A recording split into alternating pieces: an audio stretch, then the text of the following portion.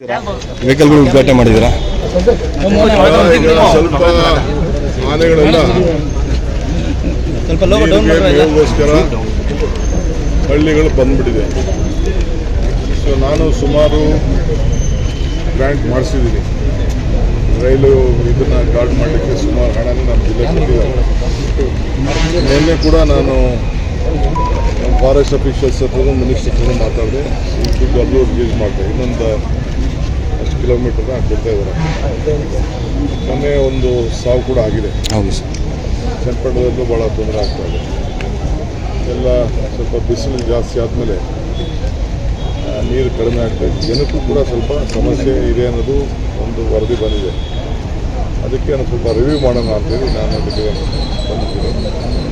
ಜೊತೆಗೆ ಟೊಯೋಟಾ ಅವರು ಇವತ್ತು 2 ವಾಹನಗಳನ್ನು ನಮ್ಮ ಜಿಲ್ಲೆಗೆ ಪ್ರಾಣಿಗಳನ್ನು ರಕ್ಷಣೆ ಮಾಡಲಿಕ್ಕೆ, ಪ್ರಾಣಿಗಳನ್ನು ಗುರ್ತಾಡಲಿಕ್ಕೆ, ರಾತ್ರಿ ಹೊತ್ತು ಎಲ್ಲೆಲ್ಲಿ ಪ್ರಾಣಿಗಳು ಬರ್ತವೆ ಅಂತೇಳಿ ಅದಕ್ಕೆಲ್ಲ ರಿಮೋಟ್ಗಳನ್ನ ಇಟ್ಟು, ಕ್ಯಾಮ್ರಾಗಳನ್ನ ಇಟ್ಟು ಡ್ರೋನಲ್ಲಿ ಸರ್ವೆ ಮಾಡಿಸುವಂಥ ವ್ಯವಸ್ಥೆ.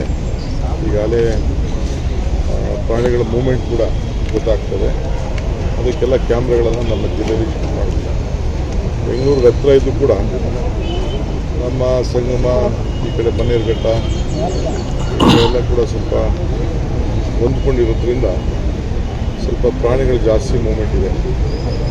ಇಲ್ಲಿ ನಮ್ಮ ಕ್ಷೇತ್ರದಲ್ಲಿ 50-60 ಆನೆ ಒಂದೇ ಸತಿ ಟ್ರಾವೆಲ್ ಮಾಡೋಂಥದ್ದೆಲ್ಲ ಫೋಟೋಗಳೆಲ್ಲ ನಮ್ಮ ಅಧಿಕಾರಿಗಳೆಲ್ಲ ತೋರಿಸಿದ್ರು.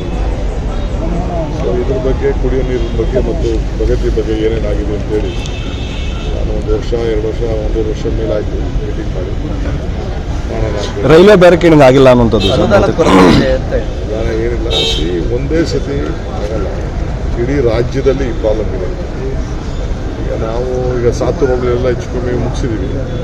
ಸ್ವಲ್ಪ ಚಟ್ಪಂಡ್ ಆಗಬೇಕು. ಇನ್ನು ನಮ್ಮ ಕೋಡಳ್ಳಿ ಹೋಬಳಿ ಕೂಡ ಆಗಬೇಕು. ಈ ಕಡೆ ಮಳವಾಡಿ ಹೋಬಳಿನೂ ಆಗಬೇಕು. ಅದ್ರ ಬಗ್ಗೆ ಎಲ್ಲ ಮಾಡ್ತೀವಿ.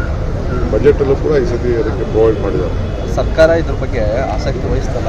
ಕೇಂದ್ರ ಫಾರೆಸ್ಟ್ ಮಿನಿಸ್ಟರ್ ಕರೆಸ್ತೀವಿ ಬರ್ತೀನಿ ಅಂತ ಹೇಳಿಕೆ ಸರ್. 15 ನಮ್ಮ ಜಿಲ್ಲೆಗೆ ಶುಭ ಸುದ್ದಿ ಸಿಗುತ್ತೆ ಅನ್ನೋಂಥದ್ದು ಸರ್.